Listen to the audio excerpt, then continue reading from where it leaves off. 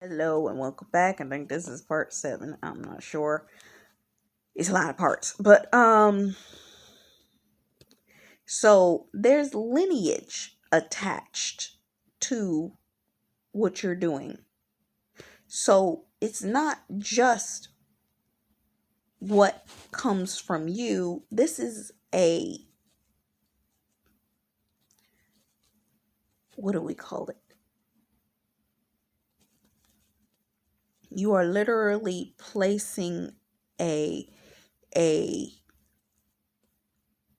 a point of remembrance, creating a point of remembrance that will forever be remembered by the generations to come as a point in time that can be looked back upon when everything changed for you and your family. And with that being said, these men had to break up with the beliefs and belief systems in order to walk in the fullness of the truth to be fulfilled, that they had to kill their demons. That just as I spoke in the review for the Sleeping Beauty, they had to fight their way out of the mindsets, thought processes, and people on level 1 in order to come out to the outer courts, to the second level of battle, find their way out the gate to the freedom that you in the spirit have been praying them out of. And this brings me back to, remember I said men needed to be birthed too. I created a chart a while back that I did it for women, but now that I've come to the understanding, men need this too. They need to learn to make God their center. When they make God their center and the people around it in right compartment surrounding that thing, they will come into understanding that God's the center. Then their health process is their secondary layer. Their families are the third layer. Their friendships, which should entail people that they trust, praying for them, meaning ministerial people, people that they trust to cover them, people that they consider to be wise counsel to them, to help them get out of situations and scenarios. Business partners that are covering their business that they trust, that have the spiritual intelligence to protect them. And anybody else falls outside of that, meaning old friends, old family members, that falls on the outside realms for them. In order for them to rebirth themselves by coming out of these outer courts. And in the coming out of these outer courts, they are repositioning so that they can come into full alignment spiritually with the center of who they are, walking into the fullness of who they're supposed to be, breaking those bloodline curses from the things that were externally from the outside, dealing with them, going through that spiritual and physical testing in order to come to the understanding of who needed to be positioned, where they needed to be positioned, and compartmentalizing them directly where they needed to be for their own safety, and no longer willing to allow the enemy to mess up or overthrow what they believe to be right in their life, because they now know the correct order and the proper seat people are supposed to be in order to be able to stand as your kingdom spouse and allow the people that need to be judged in their life to be judged so that when they come into being and doing what is necessary, they come into the understanding that even in all of this, when they have daughters and when they have children, that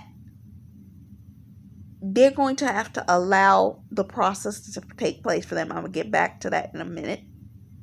That they have been a judge in their family.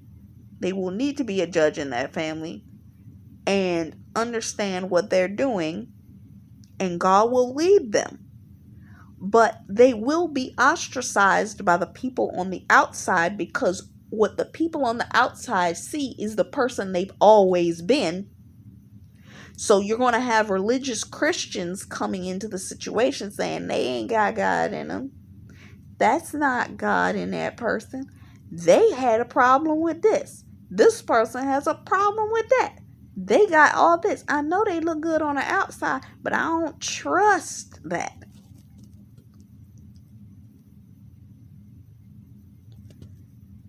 And with that being said, they're going to have to learn to allow the process to take place. And as their wife,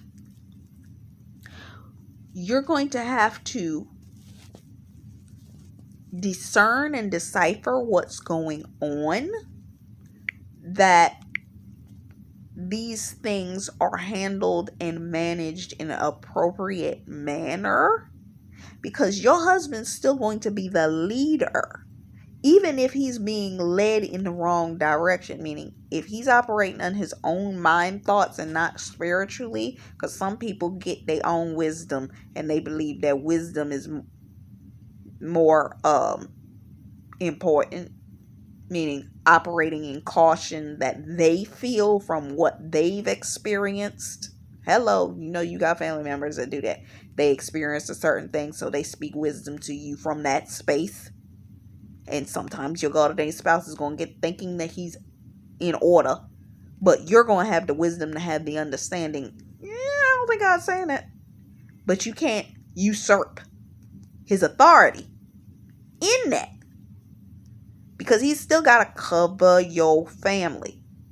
But the thing that's going to happen with you and your spouse, that when your children grow up, you cannot override what God's will is for their life. They're going to bump their heads. They're going to go out there. They're going to get in relationships. The best thing that you can do now is pray for your kids even now. Cover them, protect them, shelter them from what it is that, because this world is getting crazy out here, especially now with certain things that they are now allowing and trying to teach children in schools about themselves and their bodies, and then legally trying to have the ability to tell the kids that they can go around their parents to have certain things done.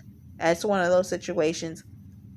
Protect your kids, because these are the things that are coming into the reality, and they're going to hear about these things. You can do only so much, but even family members may be having these conversations in or around your home.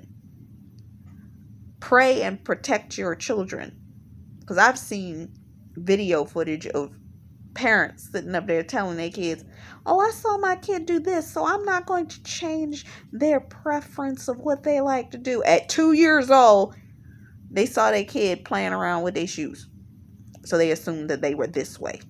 So they told and reared their children to be that way. Some of you have to rear your children in the way that they should go, because the world's going to try to turn them in a different direction. And you have to be wise with God, using caution, because our kids are not growing up in the society that we grew up in. Warfare day all day. And you got to be willing to pray over that. You got to be willing to cover over that. You got to cover all that. All of that. Okay? because it's real out here. And these kids got to be covered and sheltered away from those things, being brought up in God. But they're still going to have to step out there into the world at some point, and they're going to see these things. And you just have to be able to give them enough wisdom that when they go out in the world, that you believe that you covered them enough, that you taught them well enough, that they're not going to go out there and get caught up in some of them things. Because the enemy going to be at the door waiting just to see if he can test them. Because he may not have been able to get you, but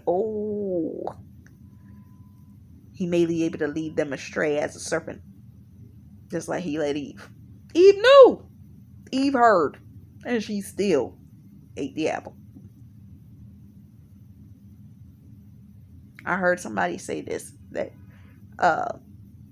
it was a basketball player. They made the point of saying that usually every other generation ends up messing up what the previous generation did.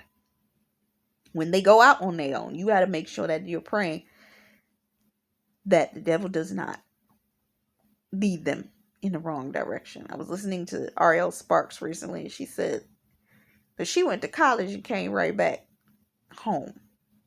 Some of your kids gonna need to go to college, if they go to college at all, externally outside your home, that you gonna have to, that they should come back home after that.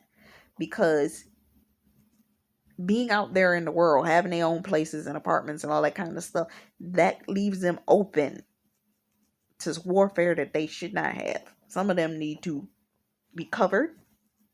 Their spouses need to be covered. You need to be covering them for their spouses, so that their spouses will be the covering that they need when they go out into their world.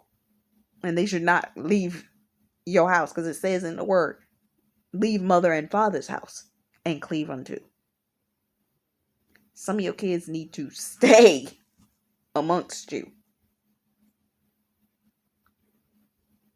until they take their position in the next family.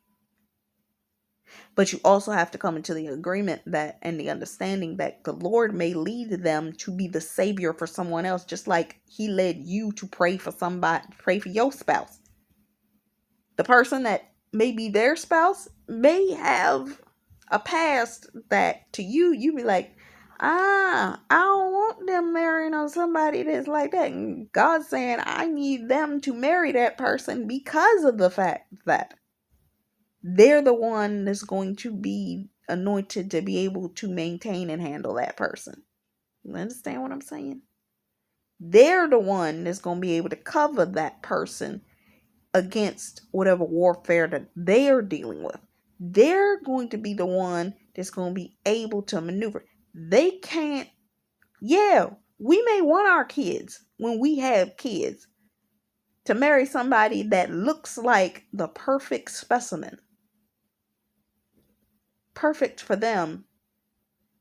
But God can't work with that. And some of them are the counterfeit. Some of them are operating in a narcissistic spirit. Prideful, all that kind of stuff. That if your child actually were to marry them, they actually would be led into more sin if they go with the one that looks like isn't particularly right for them. Like we are.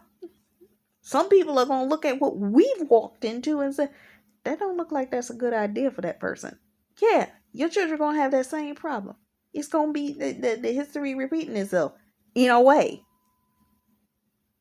But your children are going to have to learn on their own with the lessons in which you taught, and prayerfully the story in which you've told to them of your rearing to your marriage, that they will know how to operate with the person they are called to walk in line with and align with. And you're going to have to let them. Your spouse is going to have to let them. All y'all can do is pray for them that they don't come into alignment with the wrong one. And then when God presents the right one may not look all the way right, but it may be right for who God's called them to walk with. And God will let you know. God will let you know. So I'm gonna come back because I think there's one more part. So I'll be right back.